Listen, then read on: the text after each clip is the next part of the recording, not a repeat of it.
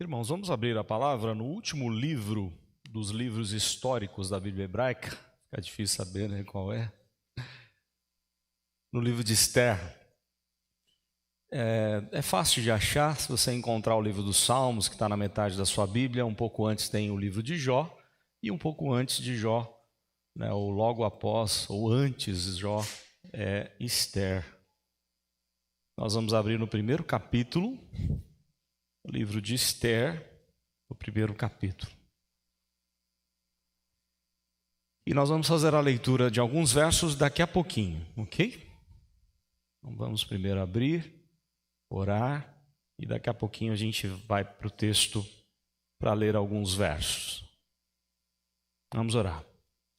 Muito obrigado, Deus, pelo privilégio de estarmos na Tua casa, de louvar o Teu nome, engrandecer, adorar ao Senhor.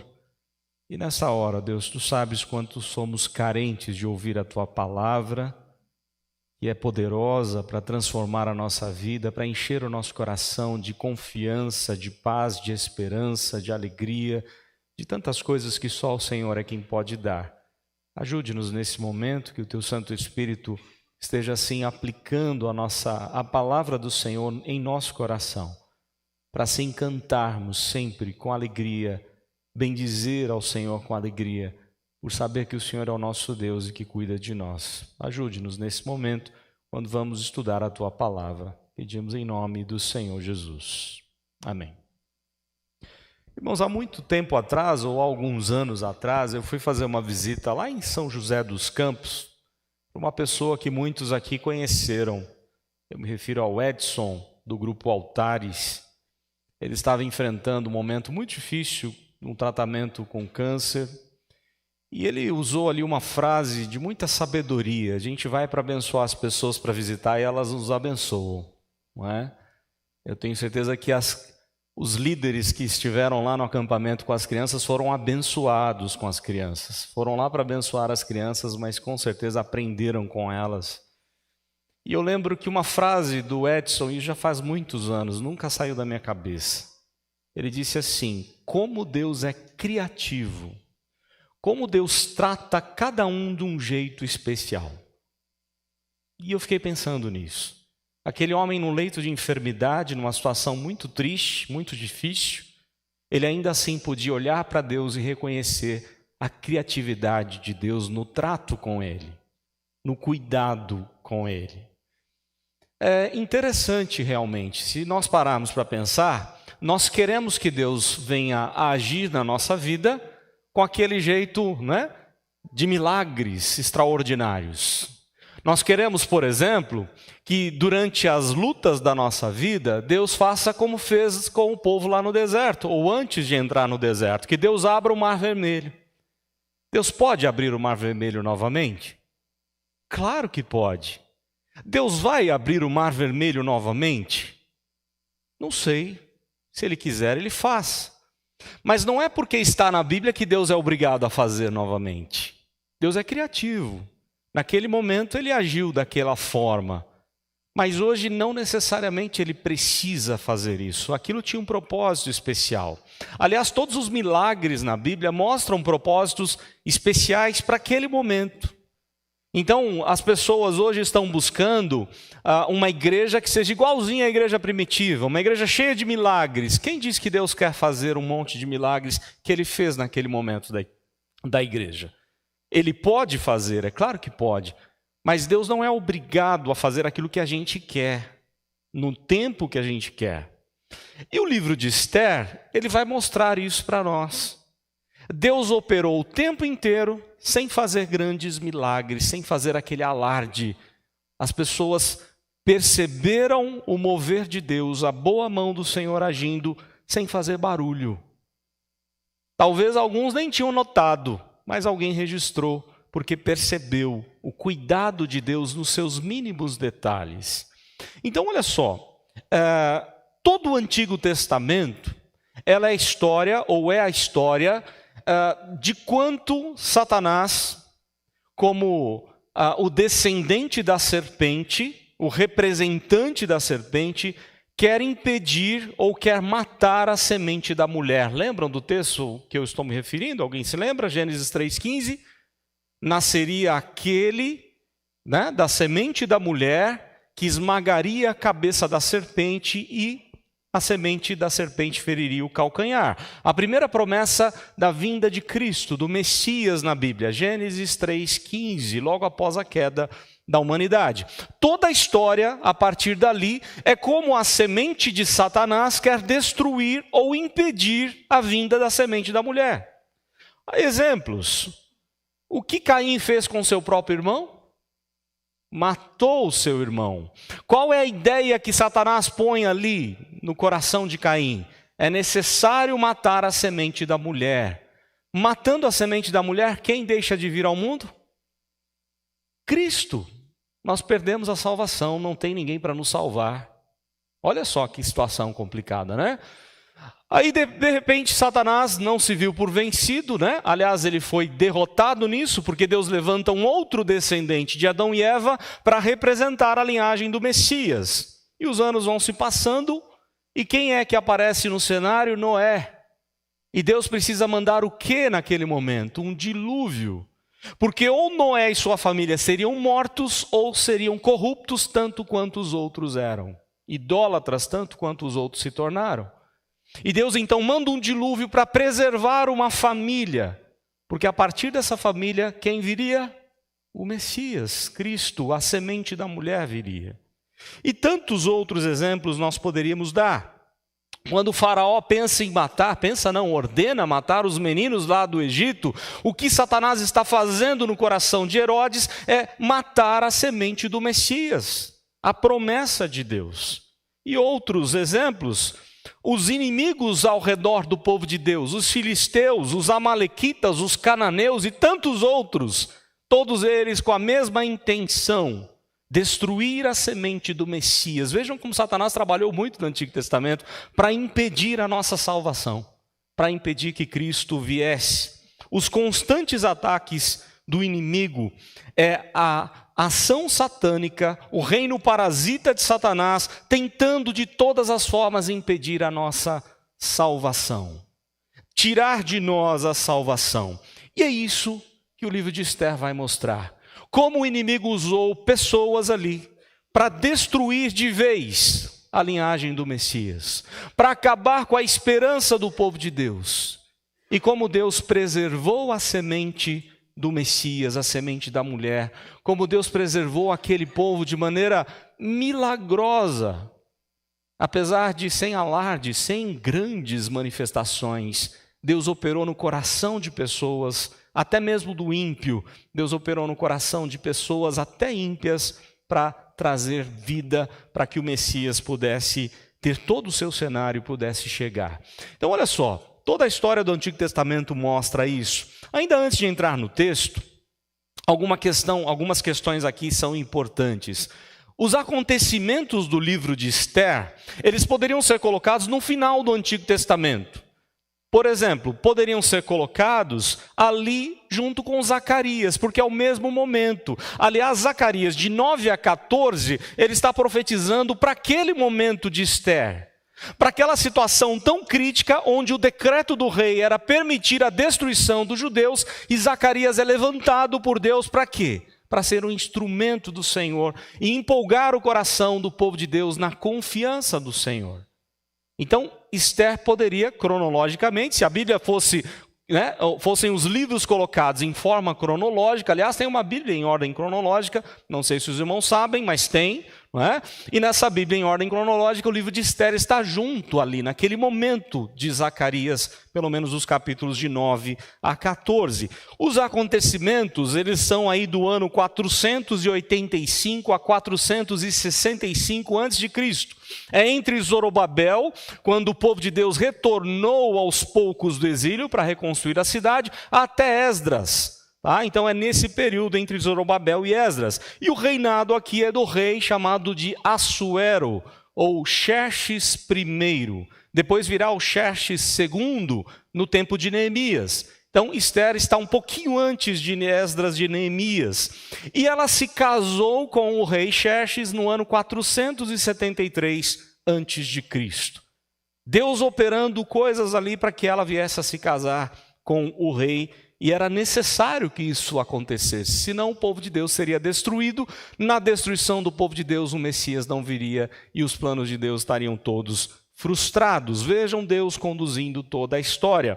A autoria desse livro, nós não sabemos exatamente quem seria o autor. Alguns chegaram a dizer que pode ser Esdras, Neemias, mas é mais provável que seja Mardoqueu, o tio de Esther, porque a forma como o texto é descrito, a narrativa é tão rica, tão cheia de detalhes, que parece alguém que viveu, que experimentou na pele todos aqueles acontecimentos. Então é mais provável que tenha sido Mardoqueu ou alguém que viveu ali naquele período. Os personagens principais do livro. Vamos tentar lembrar? Quais seriam os personagens principais do livro? Alguém pode me ajudar? Esther é um dos principais. Quem mais? Mardoqueu, seu tio. Quem mais? Alguém falou aí Amã, né? O inimigo do povo de Deus. Quem mais? Não entendi? Vasti, a rainha. Quem mais? O rei Xerxes. Quem mais? Tem os eunucos e tem um monte de gente, mas o personagem principal, quem é? Deus. Mas é curioso, em nenhum momento aparece a palavra Deus no livro. E Deus é o personagem principal do livro. Em nenhum momento é descrito o nome de Deus neste livro. Nem só o nome de Deus. Em nenhum momento aparece a ideia de aliança nesse livro. Mas você percebe o pacto de Deus em preservar seu povo aqui o tempo inteiro.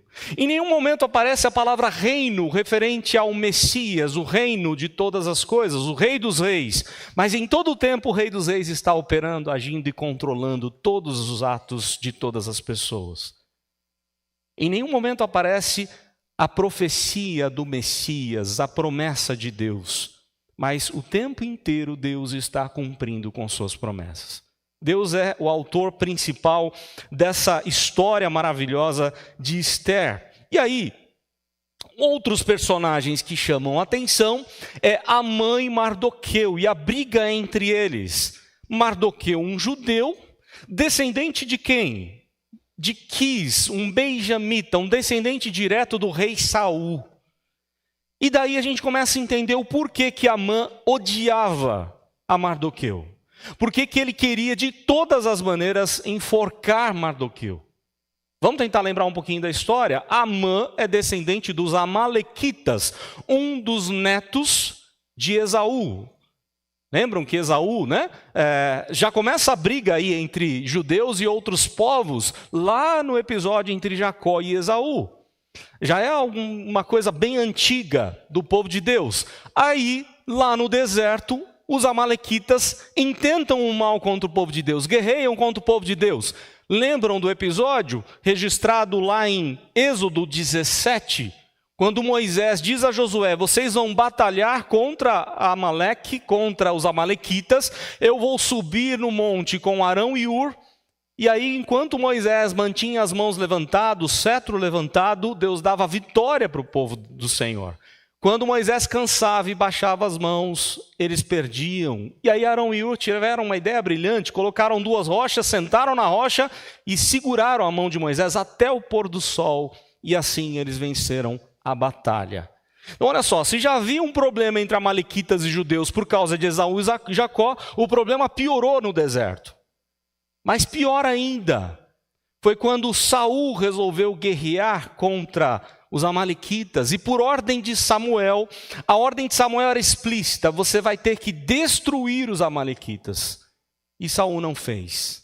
Saul desobedeceu ao Senhor, não matou nem sequer o rei. Ganhou a batalha, Deus deu a batalha para Saul, mas Saul desobedeceu ao Senhor. Samuel então pega a espada e ele mesmo mata o rei Amaleque naquele momento. Mas por causa do descumprimento das ordens de Deus, quase o povo de Deus foi totalmente destruído pelos amalequitas, pela desobediência de Saul. Mas aí você consegue perceber o ódio de Amã com Mardoqueu. Eles já não se davam há séculos atrás. Muito tempo antes, havia uma guerra no coração de cada um contra o outro, e isso fica muito bem descrito aqui. Amã perseguindo o tempo inteiro Mardoqueu, e Mardoqueu não querendo se submeter de forma alguma à autoridade de Mardoqueu, e a confusão está armada neste livro. Ainda antes de chegarmos no texto, há um memorial muito interessante nesse texto, que é a festa chamada de Purim, que significa sortes no hebraico.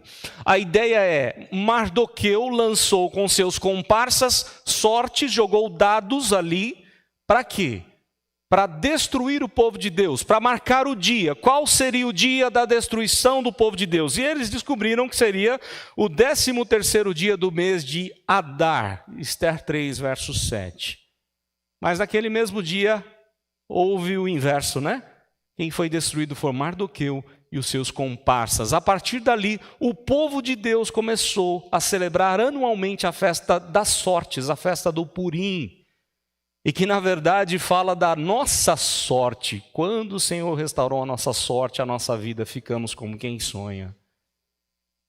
Se aquela festa tivesse dado certo, de acordo com Amã, nós não estaríamos aqui. Você já parou para pensar nisso?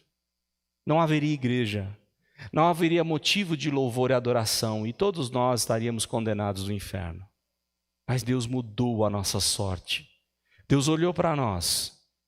E Deus cumpriu os seus decretos e promessas para que nós estivéssemos aqui adorando e sendo dele propriedade exclusiva do Senhor. Vamos para o texto, vamos olhar um pouquinho o que o texto ensina para nós, logo no primeiro capítulo, Ester 1, verso 1. Então vamos lá.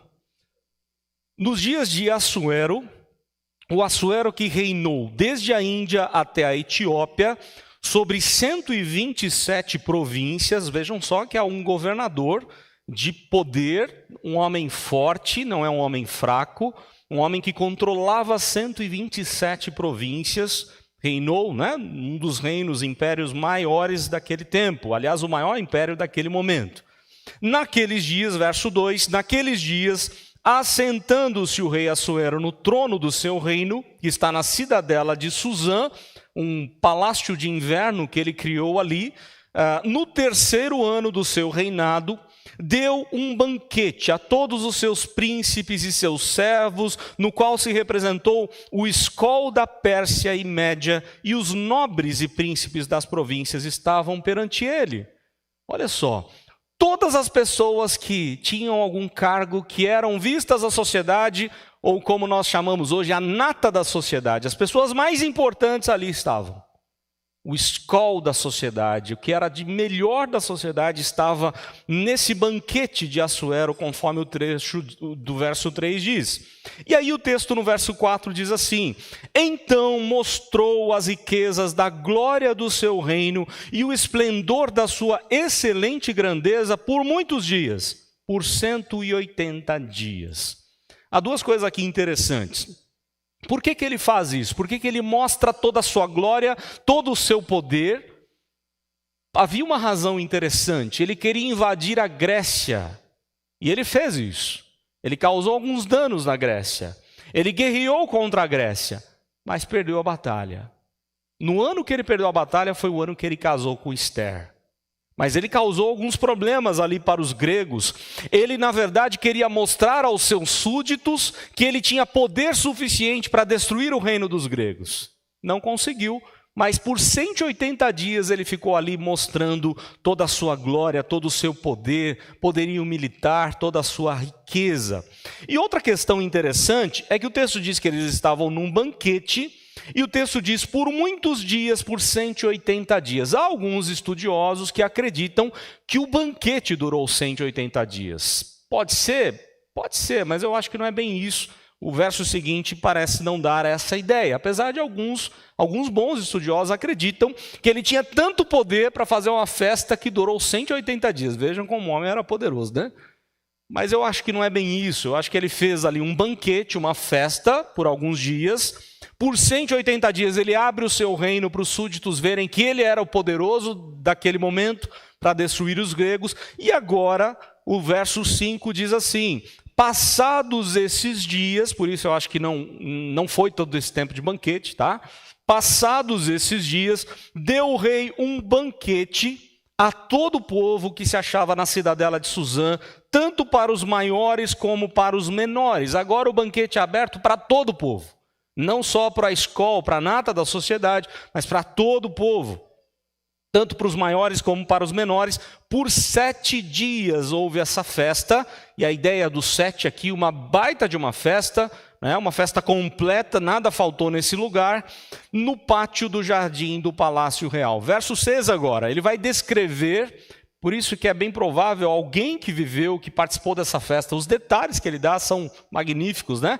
Há muitos detalhes aqui, olha só. Verso 6, havia tecido branco, linho fino e estofas de púrpura atados com cordões de linho e de púrpura, e argolas de prata e a colunas de alabastro, só coisa de primeira linha, né? Alabastro, o produto mais caro da época, a púrpura, vestidos aqui de reis, né? Púrpura, linho, coisas todas aqui de reis, presentes de reis. O texto diz mais, a armação dos leitos era de ouro, de prata, sobre um pavimento de pórfiro, de mármore, de alabastro e de pedras preciosas. Olha só o luxo, mas há mais luxo ainda descrito. O texto diz no verso 7, dava-se-lhes de beber em vasos de ouro, vasos de várias espécies, e havia muito vinho real graças à generosidade do rei.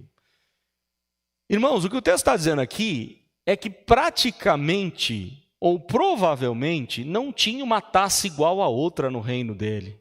Ele queria esbanjar tanto poder, tanta glória, que cada um tinha um copo diferente, um vaso diferente para beber vinho. Vejam como esse homem esbanjava, né? Esbanjava a sua glória para mostrar que ele era alguma coisa. E aí o texto diz também que tinha muito vinho real.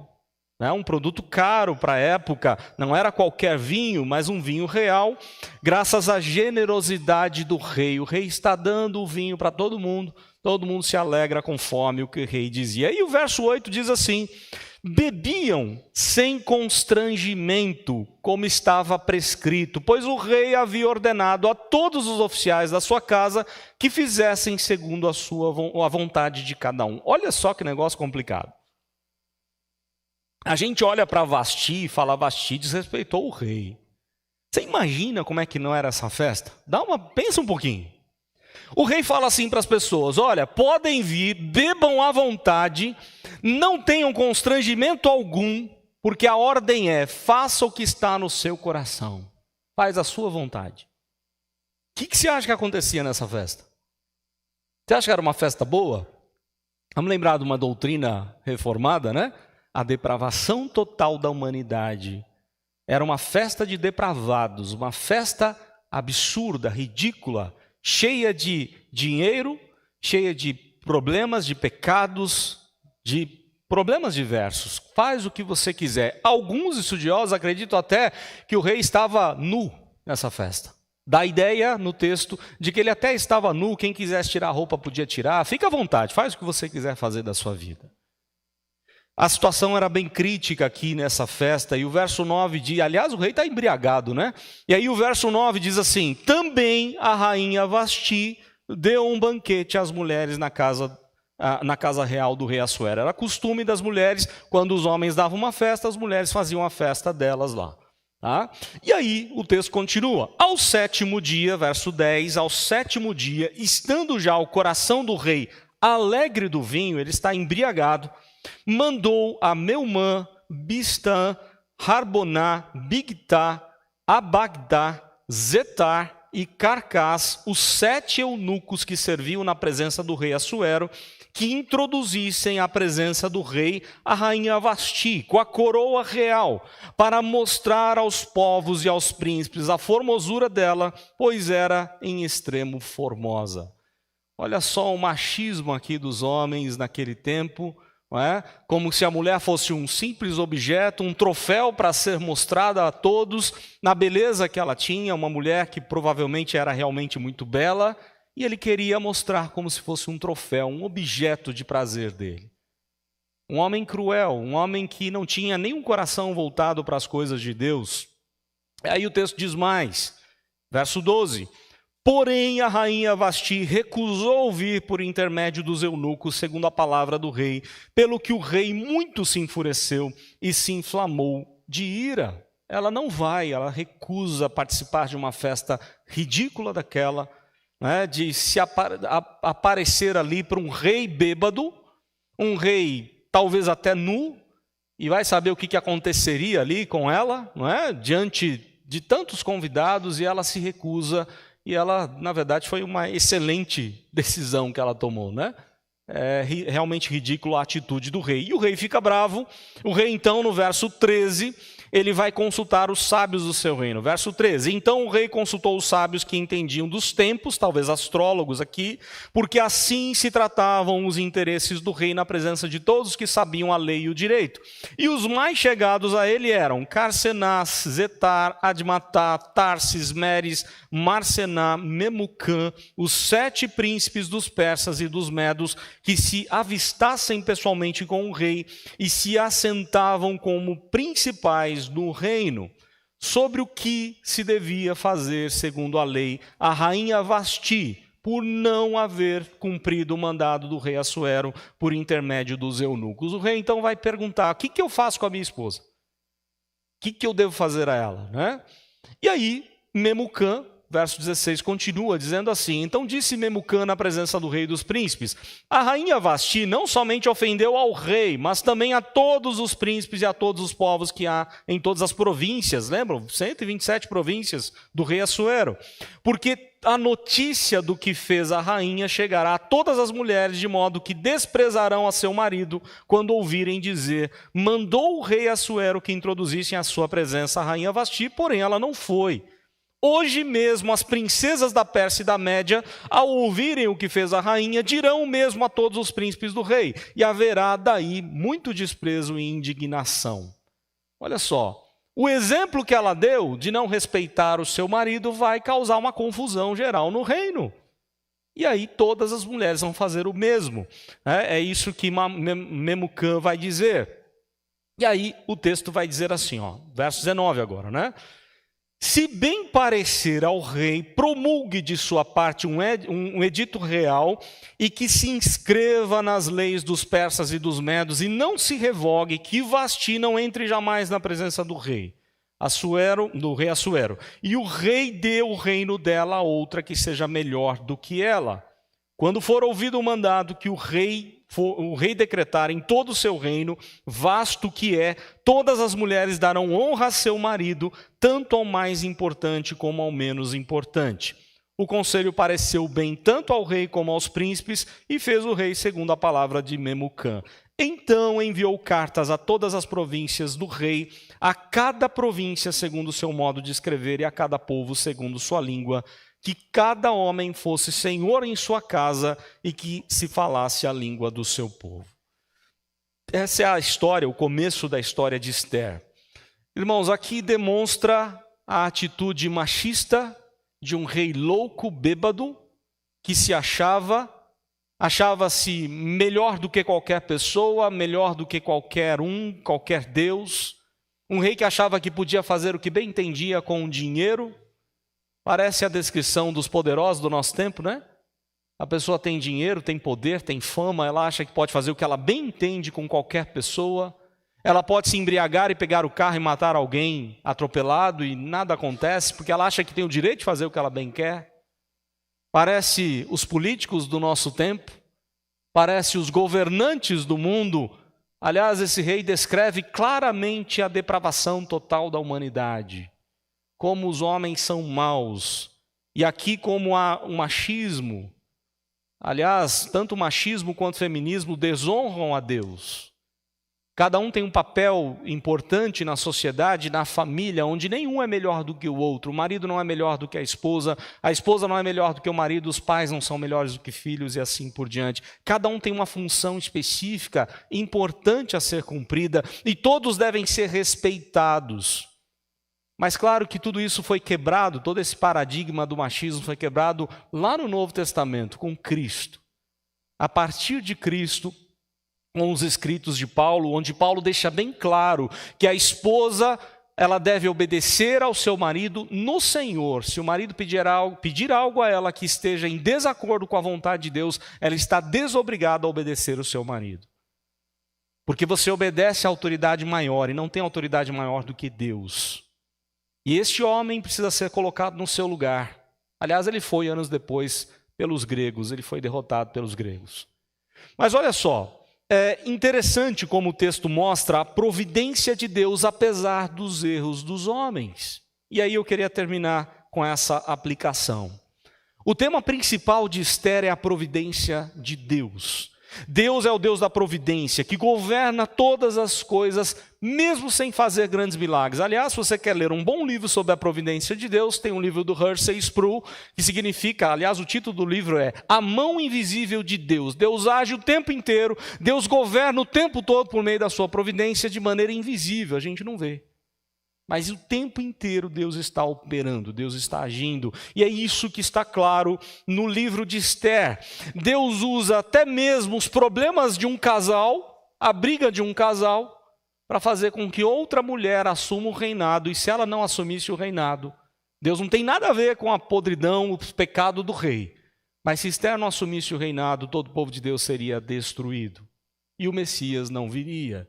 Então Deus está cumprindo os seus propósitos, mesmo sem ter nada a ver com o pecado dos homens. Deus cumpre as suas promessas e o texto da palavra de Deus mostra diversas vezes o quanto Deus iria cuidar, guardar, proteger a linhagem do Messias, cuidar de Abraão, Isaque e Jacó, de toda a sua descendência. E isso fica muito claro, que aliás é a palavra de Zacarias, lá nos capítulos de 9 a 14. Ele aponta para o povo de Deus mostrando, nós precisamos confiar no Senhor, Deus haverá de dar o livramento. E o que o texto vai mostrar aqui, como Deus trabalhou no coração do rei Xerxes, esse rei que, humanamente falando, ninguém conseguiria dobrar. Um homem arrogante, um homem prepotente, um homem que não tinha nada a ver com as coisas de Deus, mas Deus conduziu o coração dele, porque o coração do rei está nas mãos do Senhor, diz Provérbios. Deus conduziu as decisões do rei para a glória do nome dele, para a proteção do seu povo. Irmãos, o que o texto mostra é que não há problemas impossíveis para o Senhor resolver. E que se você está enfrentando um momento difícil da sua vida, lembre-se do amor de Deus. Paulo, quando escreve aos Romanos, ele diz assim, capítulo 5, verso 8. Deus prova o seu amor para conosco pelo fato de ter enviado Cristo Jesus para morrer no nosso lugar. Se Esther, Mardoqueu e tantos mais, Zacarias naquele tempo, naquele período, tinha provas desse amor de Deus, nós temos ainda mais. Essa prova realmente veio. Cristo é a prova do amor de Deus. Ele morreu por nós, para nos dar a garantia de vida eterna, para nos dar a certeza de que Ele não vai nos abandonar, que Ele vai ser conosco em todo o tempo. E Ele vai cuidar de cada situação da nossa vida. Até mesmo os nossos problemas mais difíceis têm a ver com Deus. Aliás, eu estava falando nessa semana sobre aquele livro do John Piper, Não Desperdice o Seu Câncer, onde o John Piper fala claramente isso. O seu câncer tem a ver com Deus. A sua enfermidade tem a ver com Deus. Os problemas da sua vida têm a ver com Deus. Deus é soberano. E você vai buscar resolver isso em Deus. Porque Ele tem propósitos para tudo isso. E se Ele quis que você passasse por provações, quer enfermidades ou qualquer dificuldade na sua vida, recorra a Ele, busque a Ele, confie nele. Porque a providência de Deus será sempre contigo. Não é hora de, nos problemas, na hora dos problemas, nós nos revoltarmos contra Deus. Pelo contrário, é hora de confiar nele, aquietar o nosso coração, buscar a Ele com todo o coração, como o livro de Esther vai demonstrar, e confiar no Deus da providência. Mesmo que Ele não faça milagres mirabolantes, Ele está agindo o tempo todo para a nossa proteção, para o nosso bem. Que Deus assim nos ajude a confiar, que Deus assim nos dê graça, esperança, forças para vencer cada uma das dificuldades da nossa vida. Nós vamos